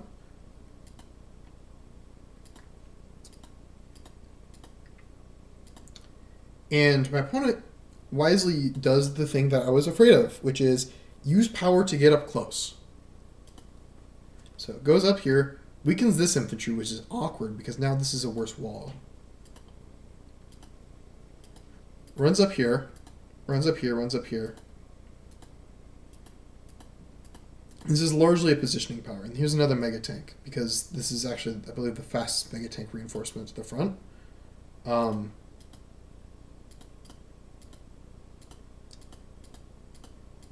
So I'm now losing both these cities. And I am in a very, very awkward spot. Because at the end of this turn, my opponent... So, a few things, actually. A few things. One, my opponent has used their charge. But Javier's power is dirt cheap. And 32,000 is not a high bar when megatanks are fighting. That's like 2 megatank hits. When you are fighting a very strong opponent, I think that it is best practice to just kind of largely assume that if there is some chance for them to find some sacrifice to power or find some sacrifice to wall break, that you can just assume that they mathematically will find that when move planning or when thinking about your moves. So I am setting up this next turn with the assumption that my opponent will have power. And this is terrifying because even if I put a megatank on the lab, the HQ, it's a lab, which is a big distinction because HQ would have been really nice. Get that repair, get that extra health, get that extra defense. You can sack into megas really well because they do just Brazingo brazy crazy mode amounts of damage. Like, let's say a Neo tank attacks into a mega tank. Like, that's pretty good damage. That's pretty freaking good damage. And the difficult thing here is if I do not use power, then my opponent gets to 2-hit KO my mega tank on a roll with their mega tanks, probably guarantee it with some infantry sacrifices, or if they get power again, that's just guaranteed. Megatanks, for the reference, for the record, I don't think I've explicitly stated this, but megatanks, most mirror units in the game have a base 55 damage into each other. So an infantry attacking an infantry will have base 55 damage into it. That's before the comm tower. That's before any defense boosts. You can just kind of see that as a road infantry fighting a road infantry will do 55, and then whatever the luck damage is. Mega tanks, on the other hand, do 65 at base. That's the same as copters. 65 at base. Which makes them able to bust through things a lot better when it's mega tanks fighting mega tanks. Because just imagine it's like copters. It's like copters, but they get terrain defense. They just hit each other a lot harder, which opens up new avenues of attack. So my two missions are hold this square as much as possible, because I don't want my opponent to be Javier power capping my lab, because that would be bad. That would suck. I don't think I can do this. I just don't think that there is a solution to do that in a way that is going to hold that spot. There's just too much stuff here. There's, like, you've got 3 mega tanks, a neotank, another neotank waiting in the wings, and all the infantry that you could ever ask for sacking, tactics, etc.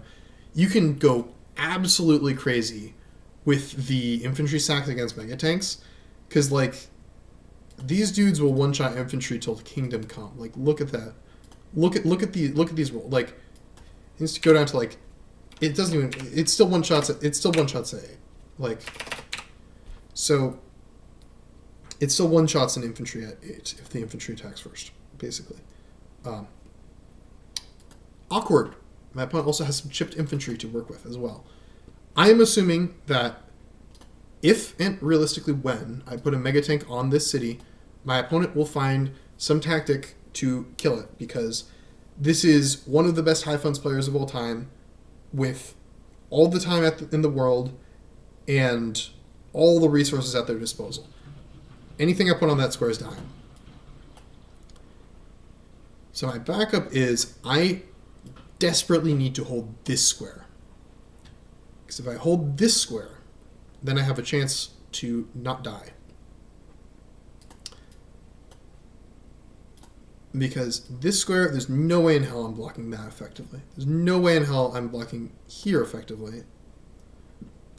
This neotank actually gets activated if I put anything there from this turn on. And furthermore as well, while my rockets is very nice, one thing it cannot do is interrupt a full HP capping Javier power infantry, which sucks. So I need to have a square of control to hit here, and that has to be this square. This square will get blocked by infantry. Javier power infantry are hard to wall break. There's an APC for extra utility.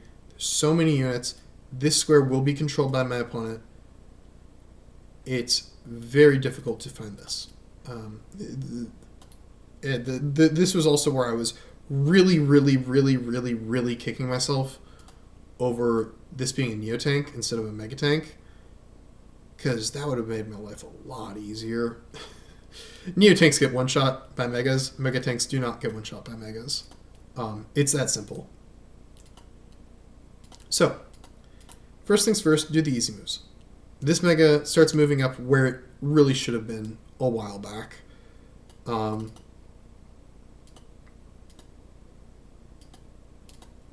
Kill that there. Move up here. So I'm getting this stuff, which is nice. So first thing I do, I need this APC dead. The APC is a phenomenal blocker for Javier. As you actually just saw there in this move, if the APC is power, I've popped power here. APC actually just blocks like that. Furthermore, APCs refill megatanks. That's not really relevant right now. It will be relevant later if these megatanks keep shooting. Second thing I do, I attack a Javier Mega on a city with a medium tank. Why the hell would I attack a Javier Mega tank on a city with a medium tank? This engagement sucks. I have just done so much damage of 1. And I have lost 8,000. But what I'm doing here is I'm degrading the mega tank. And not in the fun way. The way that mega tank math works is all of a sudden... Well, actually, I guess it never... So, a few things. One, no longer can one-shot with infantry assistance. If this was 10 HP, we'd have to deal with that. But with 89 to 95 is my opponent can definitely find some infantry wall break. 2, it is now much more difficult for my opponent to go in and kill things because one of the mega tanks that's going to be used for tactics is at 9 HP.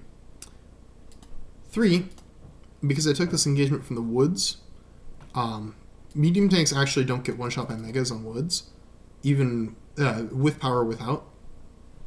If it was a power mega shooting at a non-power medium tank, it would, but otherwise it wouldn't.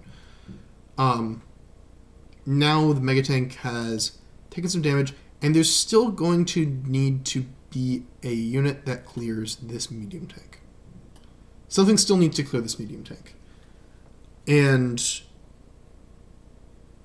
there are multiple candidate units, 4 to be precise, that need to clear this medium if this medium is to be cleared. So this mega tank, this tank, this mega tank, this mega tank, this neo tank. Nobody wants to do that. That all would be really, really sucky for it to do. But in doing so, all of a sudden I now have a decent wall here, actually. Because what's going to be required is, because I'm powering, 3 big units need to hit this guy here to get that square. And because 3 units need to do that, it's going to be hard to sidestep over here. That gives me another turn to build Mega Tank and get some other stuff. Then I just chuck my Mega up here, one-shot an infantry. One-shotting an infantry is nice, but it's really to get this square. Then this infantry comes here, this mech is staying here.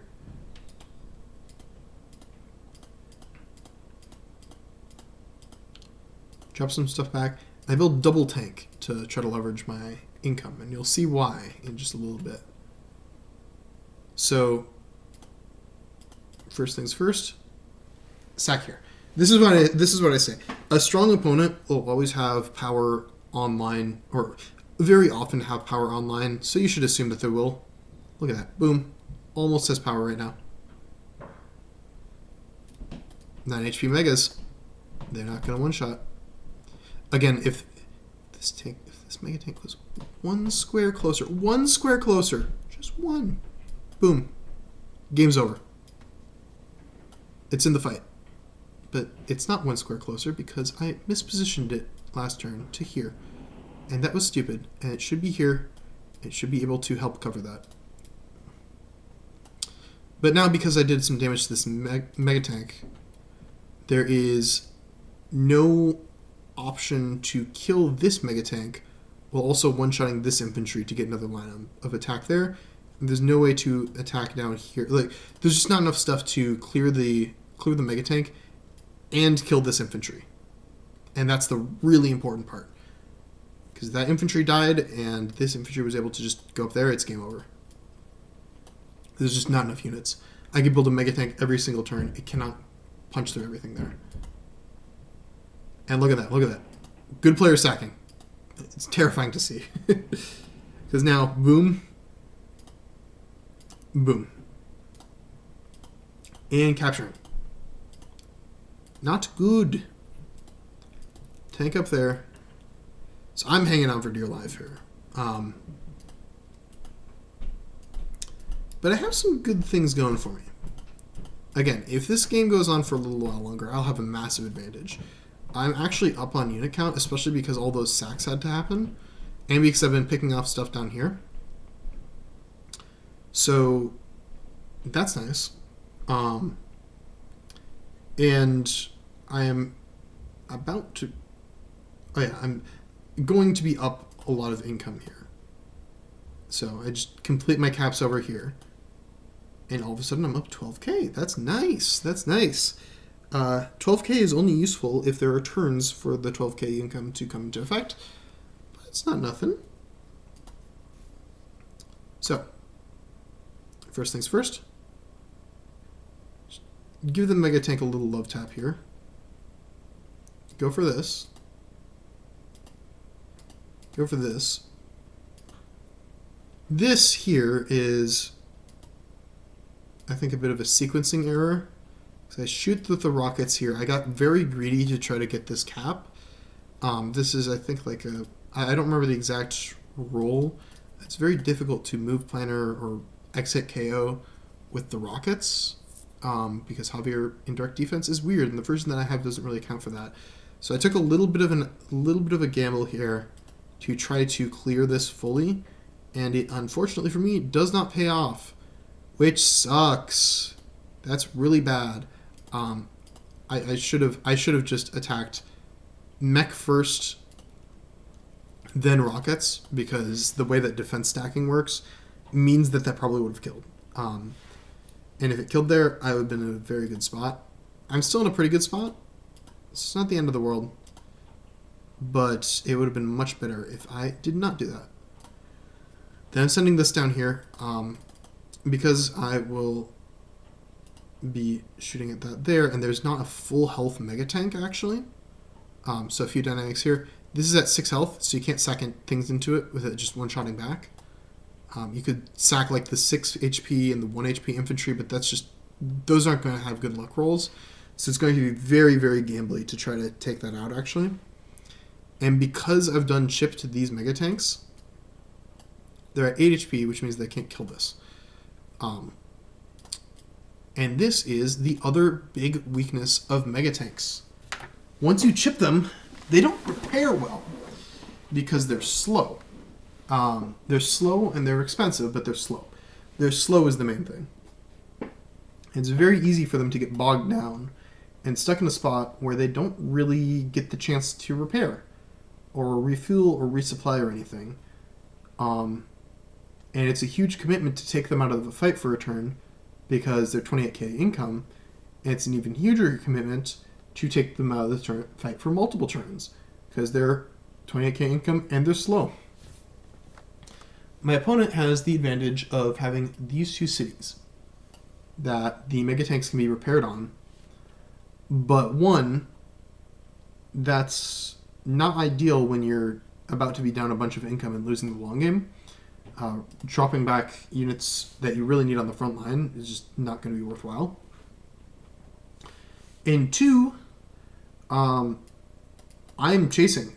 I have this mega tank is directly... this city's in base range for a mega tank. So I'm going hyper aggro on it. And now I'm feeling pretty good, actually. I've been able to cobble together a pretty solid wall. This infantry's at 1 HP, so it's not going to cap fully, but it's alright. This mega tank is not breakable in what I could see outside of very remote luck rolls. So I have this square still, which is kind of the beating heart of my position, and my reinforcements are coming in. Meanwhile, though, my opponent now has these mega tanks. Also, this artillery has cheekily slipped in position for a base lock, but not particularly useful, unfortunately. So I just need to not die to the mega tank parade.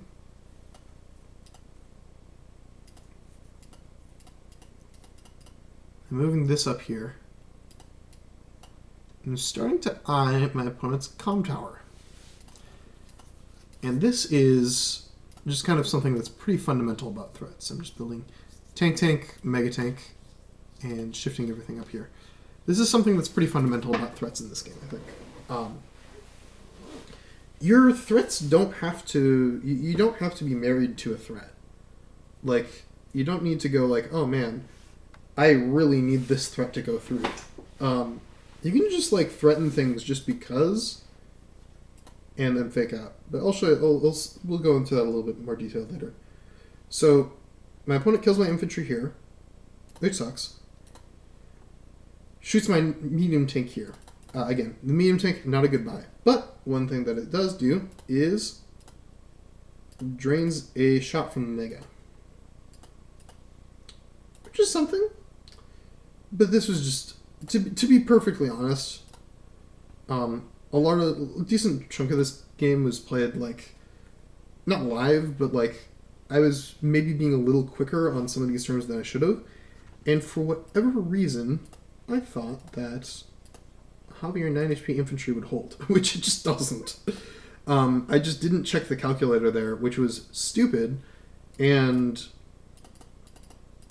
cost me a medium tank. I get lucky in that it goes down to 1 HP, which is actually workable for me because it's going to drain 2 shots off the mega tank. A mega tank that doesn't one-shot something is sad because then it's running out of ammo really fast and getting bullied. The mega tank parade is kind of coming out here.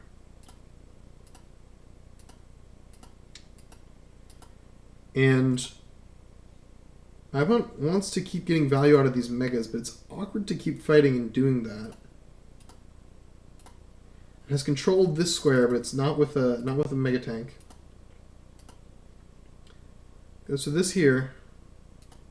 Now would really like power, because power very much weakens the counterattack that I'm about to do. So also has this shot here, which is a pretty reasonable shot, all things considered, honestly. And takes that out there. So this is pretty scary again, and I kind of blundered my medium tank here. Sorry, Mr. Cannon. And there's the power. It's going to be hard to do things into this formation. So, my turn. I immediately power because there are a few things that I want to do. Again, I need to not lose this square under any circumstances. Cannot lose this square. That's the first priority. Second priority, I need to do something about these mega tanks. If these mega tanks join into attack my base, that's still a problem, actually. So that's something I don't want to deal with. And that's kind of it, really. I just need to deal with these mega tanks. If I deal with these mega tanks and I save my base and I'm not completely crippled afterwards, I win the game. So first things first. This is a nice spot because I now have a mega tank that's taking a shot and repairing in the front lines, which is very nice to have. And I'm able to kill it off with infantry luck damage. Then here, this mega tank, I got kind of lucky with that medium tank roll, and now it's out of ammo. I'm occupying the comm tower square. Okay.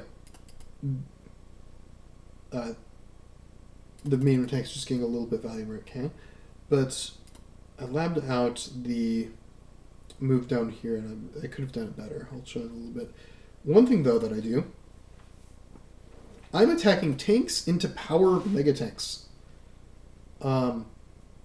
Reason for this is very simple. Mega tanks want to one-shot things. If they're not one-shotting things, they're starting to get chipped down. That's not a one-shot. Oh. Well, would you look at that? This 9 HP mega doesn't one-shot that. Huh.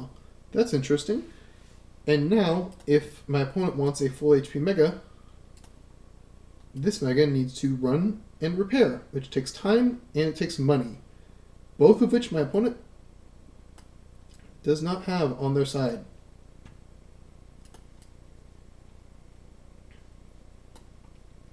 So that's what I'm spending my income on. These tanks, their job is just to pure kamikaze into these megatanks to slow them down, as I just churn out megatanks here to try to win the fight.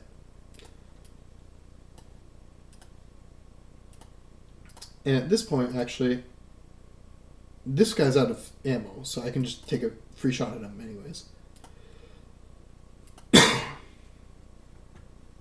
Then I do that stack there because this is the last, like, relatively high HP megatank in the vicinity. And I've just run it out of ammo. So it's no longer a threat this turn. But I have the opportunity to shoot at it. But I can, under no circumstances, can I allow my opponent to have this square. That is my lose condition. If this square dies, I lose. So even though I would absolutely love, like, it's a dream shot, really. Like, Megatank with power attacking onto the freaking zero ammo. Look at that value. It's obscene. It's pristine. But I really, really, really do not want, under any circumstances, my opponent to have access to this square. Or really this square, and the best way to do that is put a megatank on it. Which is what I do. And this Rockets has been kind of the quiet MVP this whole time, actually.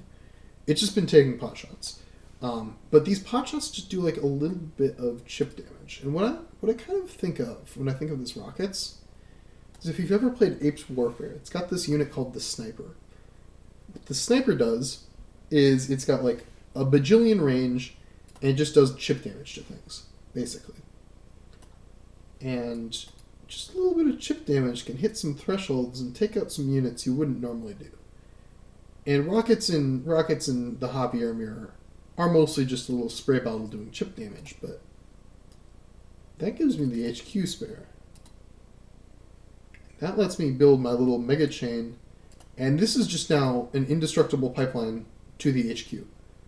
There is no tactic to block this. There is just nothing in range that can kill this. So I now have access to this square for the rest of the game, basically. Unless these megas can do something about it. These megas are getting slowed down on their quest to go do something important by these stupid little tanks that keep dive bombing them and taking HP off of them and taking ammo out of them and slowing them down and being annoying. Which is really nice for me, specifically. Because these guys can't do anything until they're shooting at something that matters. And these tanks don't have anything better to do than to slow down the megas while I win the game.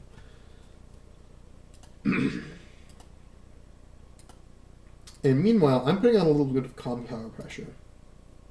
And I'm a little frustrated with myself because I actually labbed out a slightly alternative version of this turn. This infantry was unloaded to here. And that would have been really good because then I could have gotten onto this mountain for a wall break next turn, which you'll see would have been really relevant. I kind of think I misplayed this tower push, but I think that me misplaying the tower push is more indicative of where my mindset was, which was just, I don't actually need to win the tower for this push to win me the game, or really seal the game. I just need to force my opponent to spend some resources to go defend it. I don't actually need to take the tower. I think I could have taken the tower if I had played this better. And that specifically included unloading an infantry where I could have a shot from there. But I did not. And this is also something I think very relevant. A lot of the time people are saying, like, oh man, like these strong players, they're just unbeatable. They always make the best moves. No. No. No, they do not. No. The blunder list is real on that. I should have just had that ready to shoot there. And you're about to see an even bigger blunder list. Because I, 1620 Advanced Wars player, making an insane run in Glenstorm Cup, and building my strategy around fighting megatanks and depleting them of ammo, have somehow forgot what this unit does. After explicitly killing one because of something it does, in part. So, I'm just taking a shot at the APC. It removes its effectiveness as a blocker a little bit. And also I don't want to take infantry recoil damage because I want to control this square as well. But I have forgotten what an APC does. And this infantry has moved to where the APC can move. And I have just done all of these bells and whistles to run this mega tank out of ammo. So I end my turn. At this point, my opponent is actively watching the game and instantly does this move. Just refuels the mega tank that I just knocked all of its ammo out of him. Like, I just forgot what an APC does. The APC, the unit that you use to resupply things, I have been using tactics specifically to run things out of ammo, and I forgot what an APC does. And now my opponent has their ammo back. Now, it's not all bad. I've still done some chip damage to these megas. The income disparity is going to be so egregious that any repairs that my opponent has to deal with are really nice for me. And again, 9 HP megas start losing their cost effectiveness in fighting units a lot more than like full HP megas. So it's not the end of the world, but it still sucks. I still forgot what an APC does to get into the Glenstorm Cup 5 finals while fighting against the guy who was in Grands of the last one. This was just stupid. So, if you are ever thinking that strong players are some Advanced Wars by Web robots who never make bad moves or always make correct decisions, if you know what an APC does, you have outplayed me. Yeah. And now, it just takes pot shots, cleans up this stuff here. This 1 HP infantry is going to run off and be annoying. And this 5 HP goes back to heal, because it kind of needs to be effective. It's also, like, low on ammo. Well, it's not low on ammo, but 5 HP Mega can't really fight into anything I have here. Because if a Mega that isn't one-shotting things sucks. This Mega can't even one-shot infantry on plans. Like, with that power. Mega tanks don't fight into infantry that much better than, like, an anti-air or, like, a neo-tank. So if they're fighting infantry, they're kind of wasting their time. If they're not one-shotting infantry, they're super wasting their time, because at that point, why not just use a recon or another infantry? And if they're not one-shotting vehicles, then they're also kind of wasting their time. Because that sucks. You really need to get value out of megas. Damaged megas don't one-shot things, so they don't do the thing that megas do. And pushes up here, goes for this cap here, and this mega tank needs to refuel. Just needs to. No two ways about it. And the only city where that's possible at this point is here. Another dynamic, my opponent does not want to combine. Because if you combine megas here, that's just kind of a death by 1,000 cuts. You lose a unit count on a map where you really need your unit count. And you are, like, then you just have one mega against two and the mega tank printer, and that's not going to go well. Any combining play just gives up all hopes of taking the HQ, basically. And that's the only hope, because I'm 12k income ahead, and it's only going to get worse.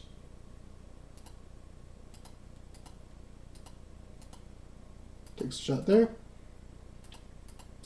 Now making a little bit of a play up here, and has to build a Neotank here as well to respond to me threatening the tower. And Wall's up there, and again, I'm kicking myself because I knew I should have had something to go onto this mountain and clear this infantry. I knew it, but we're going for Plan B on this push. Plan B on this push is just kill all the infantry, run away. So this Rockets has been, again, just doing some chip damage randomly at places and putting in work. And this, that little one-shot there, the Rockets is basically, what the Rockets has done is basically let my infantry one-shot another infantry. And that opens up some fun stuff, like this. And like, well, now I get that. But like this. And that's pretty crushing, honestly. And now, too, what I'm going to do is I'm going to kill the APC and then just keep degrading these megas and then just making them worse and worse and worse. And now the mega tank printer is in full effect. There's nothing that can fight these megas. And the game is pretty much won here. I go for the comm tower as well. And realistically speaking, the APC move is stupid. I should have just kept that there as a blocker. This is, again, a little bit silly move, but my mindset right now is play the long game, not necessarily win right now. So I just want to hold on to my properties up here. There is a very short timing window where my opponent has a threat on that before these megatanks start rounding the bend. So I just need to make sure that I don't lose these properties. And that's actually one thing is last turn I built an additional tank and I'm sending it up this way. Even though it's the super long route, that's my lose condition now. So I just want to play to not lose. Because if I don't lose, I win because I'm up 12k. And I'm just YOLOing it because again, if I am making these mega tanks not one-shot things, it wastes their time to finish it off.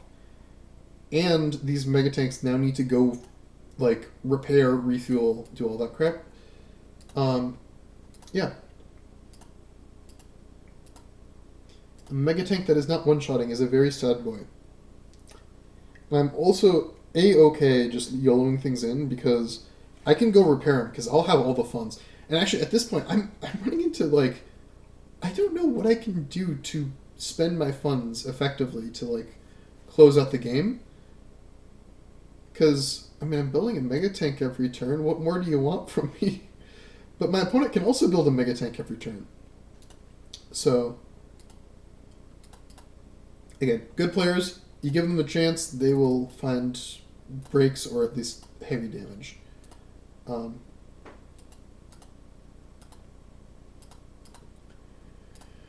Killing off some stuff here. The game is, I think, pretty much over at this point. It's just about closing it out. Because I've survived with the HQ push.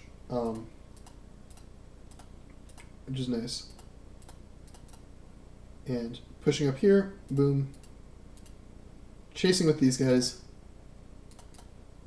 Oops.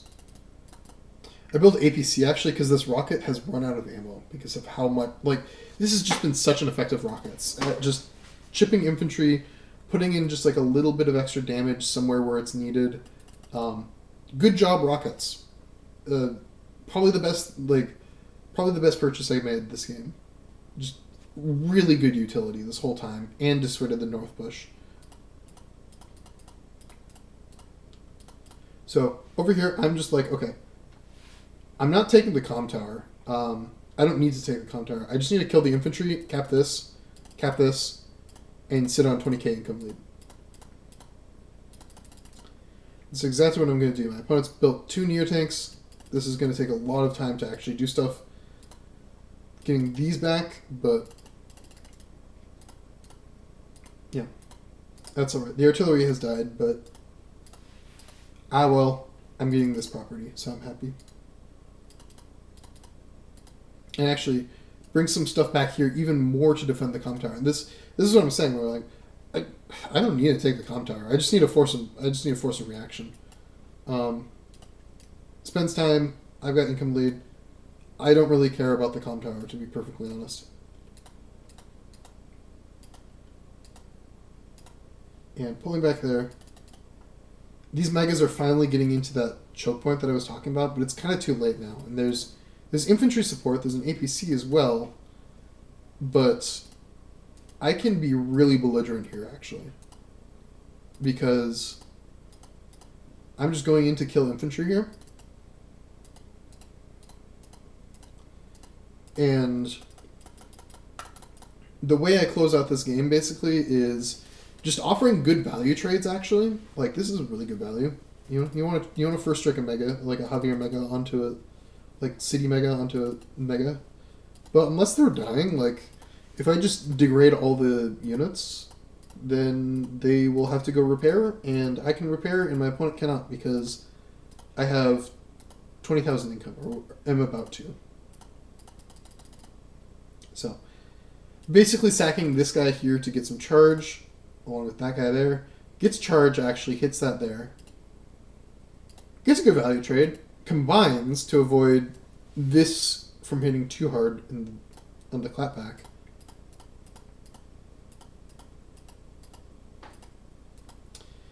Is able to push up here, but like, okay, that's a lot of stuff that's now over here doing nothing useful. And I'm just kind of going in, just bonking things. I can take these trades, my opponent cannot, and I can just go repair my stuff, my opponent cannot, because I am going to be able to build a mega every turn while repairing pretty much anything I ever want. And actually, I do find this cute little tactic to do some damage to this mega tank, where APCs, very nice for tactics. Because you can just shuttle this over here and have an instant wall in a jar. And all of a sudden, these guys are getting value. These guys will die, but again, the game I've slowed it down. I've slowed things down. I can just go get some value shots. I can just go damage things.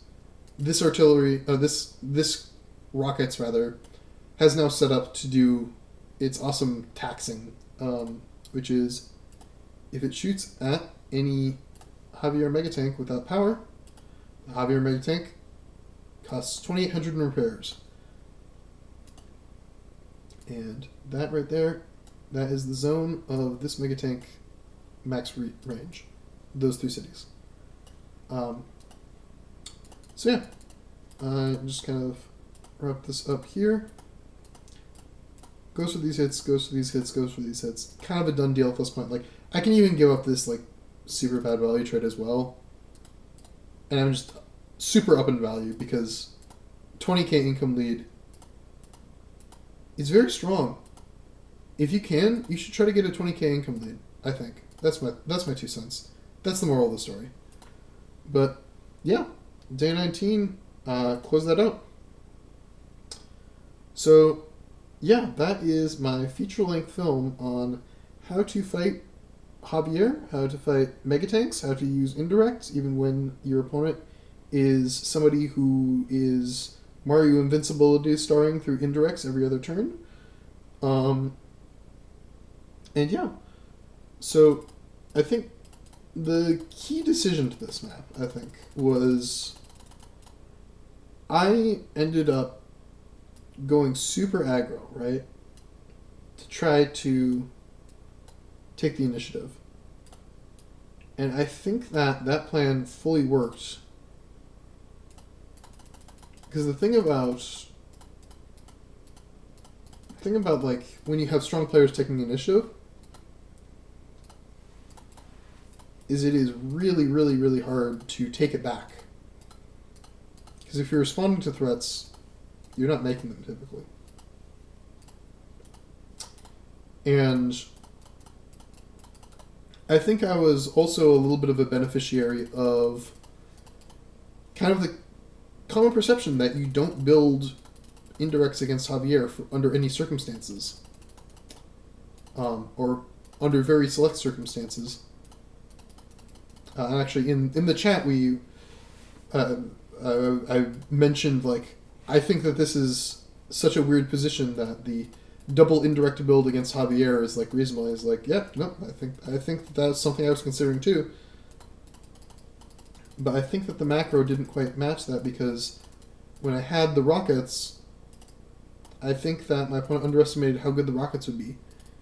And these rockets were able to both make it so that I didn't lose all this income, so that I won the long game, and provide some really nice fire support for when I just need that little bit of extra firepower, or a little bit of random chip damage to just, like, kill a unit, kill a blocker, hit some nice threshold, threaten something, and win the game. But yeah, again, thank you for coming on into my first feature-length film. I don't know when this will go up. I will probably do a little bit of thumbnail work. And yeah, High Funds is fun. I think this mode is a really fresh take on Advance Wars a lot of the time. And I think that it's a shame that High Funds Tier 1 is the Eagle Ditto Hell, because the other tiers have a lot of fun stuff to really give you to sink your teeth into. Again, I think that if you go into the tier list for High Funds, like, all these guys get value in maps, basically. Like this is, like, Hell tier because Eagle is too strong, but, like, Tier 2, I could see a case for, like, every CO in Tier 2 making regular use, except for Crit because it's a fraud. But, like, everyone but that. Tier 3, everyone but the Luxios. I mean, even if you want, you could run the Luxios. And Sasha, she's kind of a fraud. Like, Tier 4, you've got, like, a lot of really fun... like, this is a good game mode. There's some good stuff in here. You get some really creative stuff. You get to use more units. Like, you can open rockets on half the maps in the Global League, like, map pool, and you're not throwing. So, oopsies. Play High Funds is the moral of the story, and the other moral of the story is Neotanks, just erode them down, go somewhere else, and if you don't want to fight a strong force, you don't have to.